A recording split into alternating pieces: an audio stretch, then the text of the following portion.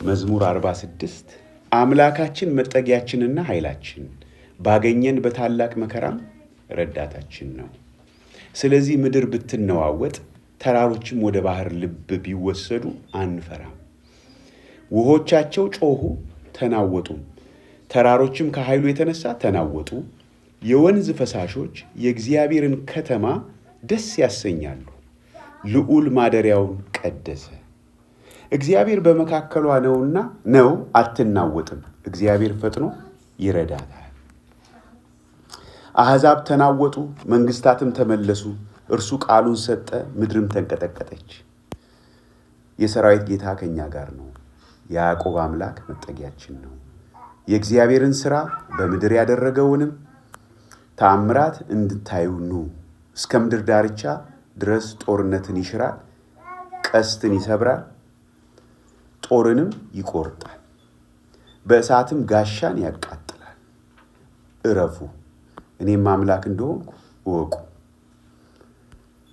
በአሕዛብ ዘንድ ከፍ ከፍ እላለሁ፣ በምድርም ላይ ከፍ ከፍ እላለሁ። የሰራዊት ጌታ ከኛ ጋር ነው፣ የያዕቆብ አምላክ መጠጊያችን ነው።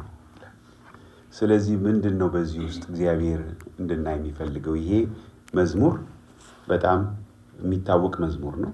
ምንድን ነው እግዚአብሔር ሊያሳየን የሚፈልገው? በየትኛውም ሁኔታ ውስጥ ብንሆን፣ የማይመች ሁኔታ፣ የሚከብድ ሁኔታ ውስጥ ብንሆን፣ ዛሬ ማለት በግልም ሊሆን ይችላል፣ እንደ ህብረትም ሊሆን ይችላል።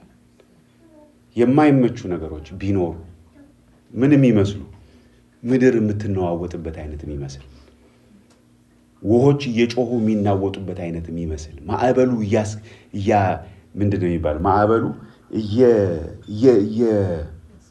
እያስገመገመ ያለበት ሁኔታ ቢሆን፣ እንደዛ ቢሰማን ማለት ነው። ይሄ እኮ ስለ ስሜታችንን ለመግለጥ ነው የቀረቡት አይደል እነኚህ ቃላቶች። እንደዛ ቢሆን ምንድን ነው የሚለው? እግዚአብሔር ይረዳናል። እግዚአብሔር ይረዳናል። በአንደኛ ሳሙኤል ላይ እስራኤላውያን ከእግዚአብሔር ርቀው ብዙ ነገር ያደርጉ ነበር። ቤተ መቅደስ ውስጥም የነበሩት ካህናትና የካህኑ ልጆች ብዙ አመፃ ውስጥ ነበሩ። የእግዚአብሔርም ቃል ጠፍቶ ነበር። ከዛ እግዚአብሔር ሳሙኤልን አስነሳ። ከዛ በኋላ እስራኤል አንደኛ ሳሙኤል ምዕራፍ 7 ላይ እግዚአብሔር በፍልስጤማውያኖች ሊወጓቸው በመጡ ጊዜ ፈሩ እስራኤላውያን እና ወደ ሳሙኤልም መጡና እባክህ በእግዚአብሔር ፊት ጸልይልን አሉት። ከዛ እግዚአብሔር አንደኛ ሳሙኤል ምዕራፍ 7 ላይ ሳሙኤልም ጸልየ ይላል እና ምን ይላል? ምዕራፍ 7 ቁጥር 12 ላይ ሳሙኤልም ጸልይልን ሲሉት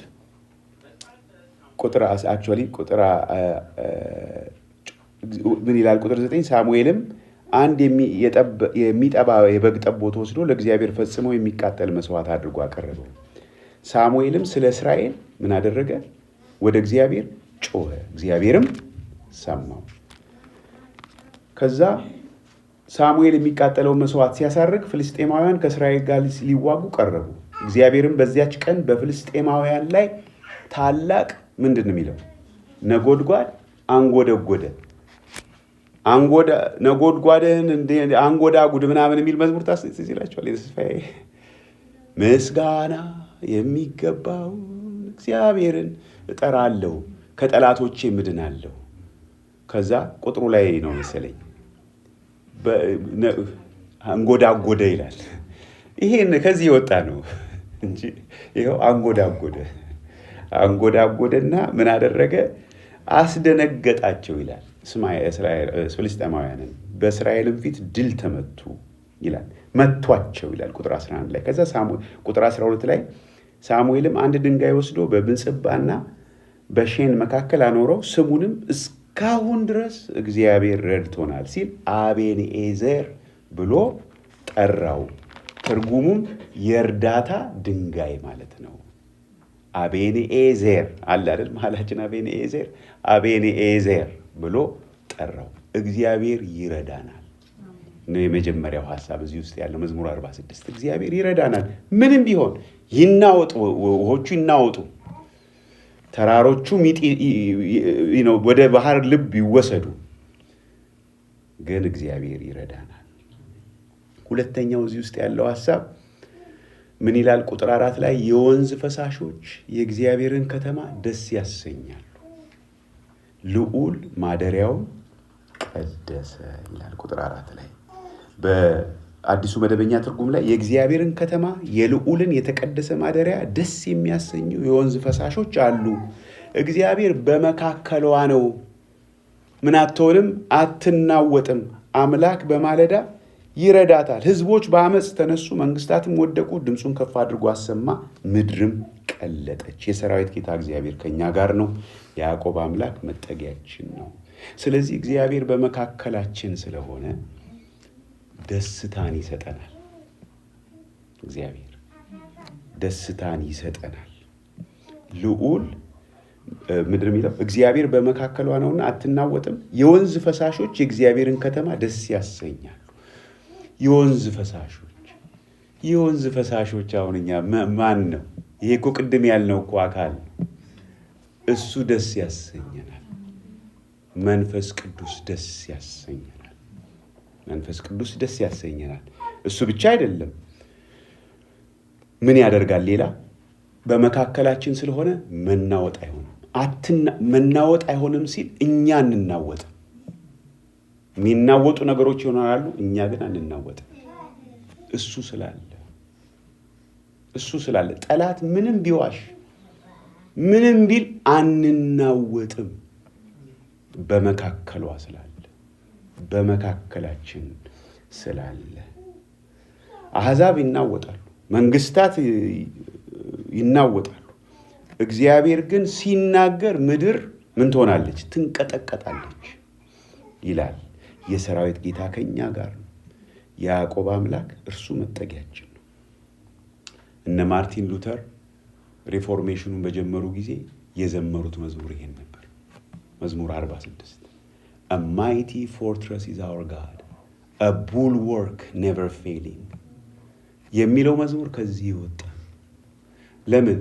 በጣም የሚናወጥ ነገር ነበር በዚያን ዘመን። ያንን የሚያናውጠውን ኃይል መቋቋም የሚችል በመካከላቸው እንደነበረ ነበር ያውጁ የነበሩት።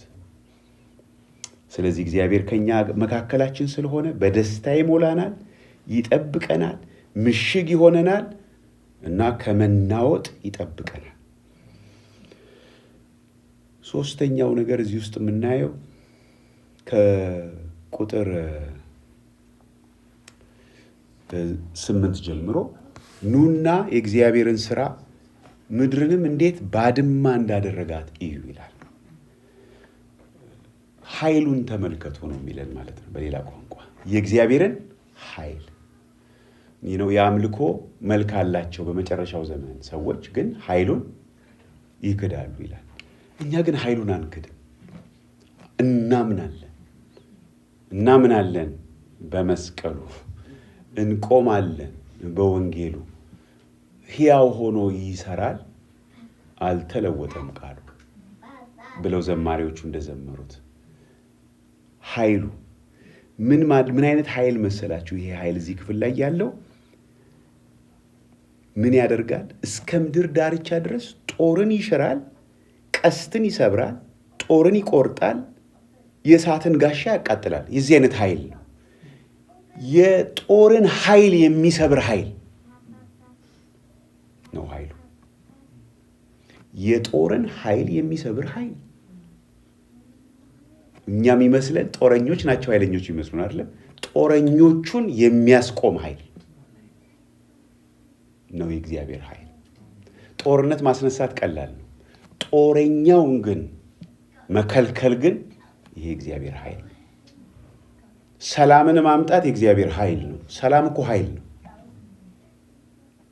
ስለዚህ እሱ እግዚአብሔር ጦርን ይሸራል፣ ቀስትን ይሰብራል ሲል እግዚአብሔር እንደዚህ አይነት ፓወር አለው ነው የሚለን። ይሄ ይሽራል የሚለው ቃል ያስቆማል ማለት ነው። ያስቆመዋል ይላል። ሲስ እንዲያደርግ ያደርገዋል። ሲስ የምትለዋ ቃል ቁም ማለት ነው። ቁም፣ ማዕበሉን ጸጥ ያስደርገዋል። ይሄ ነው የእግዚአብሔር ኃይል፣ ማዕበሉን ማስቆም የሚችል ኃይል። እና ታዲያ የኛ ኃላፊነት ምንድን ነው? በቃ አትራወጡ። ዲሲስት እሱ ሲስ ስለሚያደርግ ዲሲስት ሲስ ኤንድ ዲሲስት ይባላል በሕግ እና ትርጉሙ ምንድን ነው ይላሉ። ያነበብኩትን ልንገራችሁ። Cease and desist are often used together in legal context to mean stopping a behavior. There is a distinction. በሁለቱ መካከል ልዩነት አለ። Cease means to stop a current action immediately, while desist means to refrain from performing that action again in the future. መሻር እና ማረፍ ሁለቱ የሚለያዩበት ነገር አለ። ሁለቱም ተመሳሳይ ሐሳብ አላቸው፣ ማስቆም ነው። ግን አንደኛው መሻር ማለት አሁን እየተንቀሳቀሰ ያለውን ማስቆም የሚችል እሱ ነው። ይኸው ብንጨርሳለን ብለው ጦርነት ተጀምሯል አይደል? ግን ጦርነት ከተጀመረ እንዲህ በቀላሉ ያልቃል? አያልቅም። ማስቆም ራሱ ኃይል ይጠይቃል። እሱን ማድረግ የሚችለው ማን ነው? እግዚአብሔር። እሱ ስለሚያስቆመው ግን እኛን ግን ምን እያለን ነው? እረፉ፣ እረፉ፣ እኔን እወቁ፣ እኔ አምላክ እንደሆንኩ እወቁ። በአንደኛው ትራንስሌሽን ላይ ዲሲስት ነው የሚለው። እረፉ፣ እረፉ። በቃ አትነሳሱ፣ ለማስቆም አትነሳሱ፣ እኔ አስቆመዋለሁ ነው የሚላቸው። ምክንያቱም እሱ ነዋ ጦርን የሚሰብረው፣ ቀስትን የሚሰብረው እሱ። ስለዚህ እግዚአብሔር በመካከላችን ስለሆነ ይላል ዘማሪው፣ ይረዳናል። በየትኛውም ሁኔታ ውስጥ እግዚአብሔር የእርዳታ ድንጋይ አቤኔዘር ይረዳናል። እግዚአብሔር በመካከላችን ስለሆነ በደስታ ይሞላናል፣ ማለትም ያስደስተናል። የወንዝ ፈሳሾች አሉ፣ የእግዚአብሔርን ከተማ የሚያስደስቱ። የእግዚአብሔር ከተማ፣ የእግዚአብሔር መንግስት፣ ይሄ ከሰው ከክልል ያለፈ አስተሳሰብ ነው፣ ሰማያዊ የሆነ ነው። የእግዚአብሔር ከተማ ያስደስቷታል።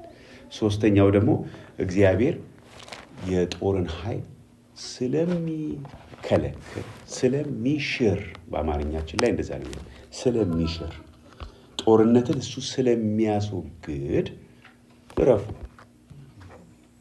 አትናወጡ፣ እረፉ። ለማስቆምም አትሞክሩ፣ እረፉ ነው የሚለው መዝሙር። እግዚአብሔር ይርዳን። አሜን። ሌላች አንድ ነገር እንዳረሳት፣ እኔ እግዚአብሔር እንደሆንኩ እወቁ የሚለው ተማሩ ነው። ተማሩ፣ እግዚአብሔርን እንማረው፣ እንየው። ኃይሉን ሲያንቀሳቅስ እንየው፣ ሲከለክል ሲያስወግድ እንየው፣ ሲያስቆም እንየው። ኃይሉን እንለማመዳለን። እግዚአብሔር ይመስገን።